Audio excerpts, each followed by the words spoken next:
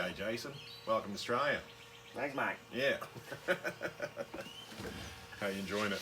Oh, I love Wagga Wagga. Yep. Yeah, there's some good Aussie slang going on. So yeah, I thought today I'd teach you a bit more about flower essences. I know I've done them for you before, but you know, I've got a big collection now. As you know, we've got the Raynor Naturopathic Gardens, which is our 17-acre property here, and we're trying to grow a lot of flowers for the birds, obviously, and since we've been growing them, obviously we've got a huge amount of birds here, but also for the potential for healing. And flower essences have been one of those things that I learned about many years ago as part of my naturopathy. Back in '91, I was learning about Dr. Edward Bach. He was the founder of flower essences. Read some amazing books by him. Was pretty skeptical at first, but over the last 20 odd years, I guess it's getting closer to 30 now, I've been using them and found them incredibly amazing. I often combine the diagnosis with things like kinesiology, which is the muscle testing, which is what I'm going to show you. But I'll tell you a bit about Dr. Bach and his whole philosophy. So he was a homeopath back in the 1930s in England, and he was on the cutting edge of medicine. He was also studying viruses and bacteria and things like that, and looking at the root cause of medicine. And he really believed that underneath a lot of physical symptoms there's a mental cause for disease, so that we've got our mind, body, spirit, and if our mind is out of balance with our spirit or our spiritual purpose in life, then we're going to have a disease in the physical. So he thought that God must have given people a very simple and easy way to fix that, and he went back to what's called the doctrine of signatures, which is an old herbal medicine philosophy that different parts of a plant relate to different parts of the person. So the flowers relate to the mind, and as you go into the leaves, they relate more to the chest, and then the roots relate down to our real base areas. He started making flower essences, and how he did that was putting flowers in spring water and then putting them in the sunlight for a day, and then the sun would would get the essence of the flower into the water, and then he would preserve that with brandy, and then he would give that to people, and it would basically be, it's like the personality or the expression of the life energy of a plant. So for example, nowadays we use, I like the analogy of the sunflower. Sunflowers are very outgoing kind of flower. They're like, hi, how you going? And that's really what it treats. It either treats a low ego strength or too much ego strength, so it brings that balance back in. But you've got every flower treats a different mental and emotional condition and imbalance. He came up with 38 originally from England, so different oak and elm and wild, I don't know, there's quite a few of them, vervain and aspen and things like that. But since then, a lot of people have continued his work and found it really, really beneficial. And you've got things like the Californian Flower Essence Society, you've got Ian White's Australian Bush Flower Essences, and back here we got the Living Essences from Western Australia. So there's other essence, flower essence people from different parts of the world that are developing these essences and testing them on people and seeing how they can help. And his philosophy of health is that life is a journey. He's a very wise man. From England in the 1930s, he seems more like a spiritual man from India in understanding the philosophy or the goal of life, and that we're a soul, we have a mind, we have a body, we're on a journey through life, and that flowers can actually just help us get back on and stay on that journey. So they're a subtle form of medicine, but obviously back in the 1930s, people sometimes go, oh, they're so subtle, what could they do? But that was the same time they were developing nuclear bombs, by splitting one single atom. So the power in one atom is incredible enough to destroy cities. And the power in the life force of the plant is powerful enough to help change our consciousness, which is an amazing thing. I think Dr. Bach was just absolutely divinely inspired, yeah, quite an amazing man. Very, very, very caring man. And again, it's that whole idea there of that we just use nature to heal. We don't need pharmaceutical companies. We don't need all these heavy drugs and things with all the side effects. I was reading somewhere today, a lot of the shootings that take place in America and other places, a lot of the people are on psychiatric medications, which have all sorts of weird side effects. So if people could be using things like flower essences to get back in touch with their heart or get back in touch with their spiritual journey in life, then we're going to see less of this kind of madness that we see, and the anger and the whole thing.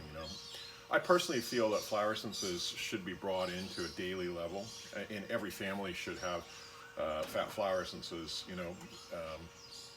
within their repertoire of not just first aid, but just of what's a family for, what's a community for. At every base level of society, if we have somebody doing flower essences, we can keep everybody back on track. There's often daily conflicts within different social units, whether it be a family or whether it be a business or different things. People are having different conflicts, different things like that. If we do muscle testing and with flower essences on a regular basis, then we can avoid that, and everybody can just get back on track. And instead of projecting issues onto each other, the whole unit functions in a more effective way. So that's why I love them. I think they're fantastic, and I love the fact that we combine them with kinesiology, because what we do is like blind muscle testing. So muscle testing is where you like hold your arm up, and if it's strong, you can say like yes, get a strong muscle, or no, get a weak muscle. It comes from different origins. It comes from chiropractic, and which brought it from Chinese medicine and looking at the amount of qi flowing through a particular area. And it's commonly in use. I think even in America, in the massage. A lot of massage licensing in a lot of the U.S. states, they require people to even do a bit of kinesiology. So it's kind of going pretty mainstream, the kinesiology. It's quite well accepted. But I like to use it as a blind form of testing, because if it's just left up to ourselves, we can often bring our own ego into muscle testing. We're unlikely to admit that we're very proud, or that we're spiteful, or some of the negative qualities that we could have, which maybe our spouse is telling us all about. Nothing like a spouse to, you know what I mean, or a close family member. But sometimes we don't want to admit those things. So the muscle testing can actually override that, what we call the false ego of aren't I great, aren't I amazing? And we get down to more of a deeper level of what I call primal chi, or real spiritual energy of the real true person.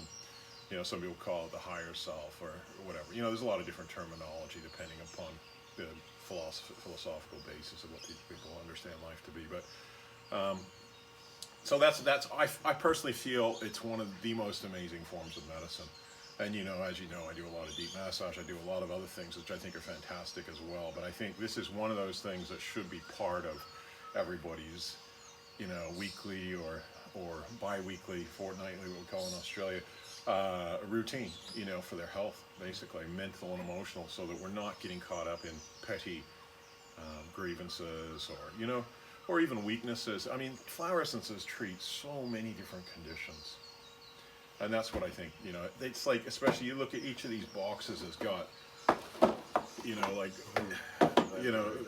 a huge amount, and they're all different. I'll show you some pictures just of flowers around our garden, which you've seen. I mean, they're all different colors, different shapes, different sizes, and they're expressing like a different aspect of a plant. So I find it personally amazing. It's obviously plants and consciousness are something that's fascinated me. Obviously, I became a herbalist as well. A lot of people smoke marijuana in their youth and things like that, and got to understand, oh wow, the power, and especially, the flowering plants, the marijuana tend to be a lot stronger than the leaves, and that I mean, for me as a youngster, that was my first introduction to, wow, the power of plants, But I don't do that anymore. But it helped me to understand the plants and consciousness and the effects of it, and going into this level and herbal medicine is just like, wow, a huge, amazing opening there of, and people have been working and living with plants for millions of years, not pharmaceutical medicines to treat mental health. And a lot of mental health problems are on the rise. It's like modern life isn't solving mental health problems. It's actually creating more.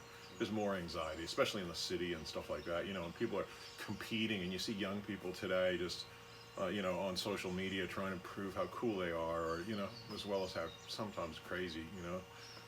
And a lot of it just comes down to people aren't connecting with their soul. People aren't really being true to themselves, and obviously love comes from the soul, and that's where we're going to generate.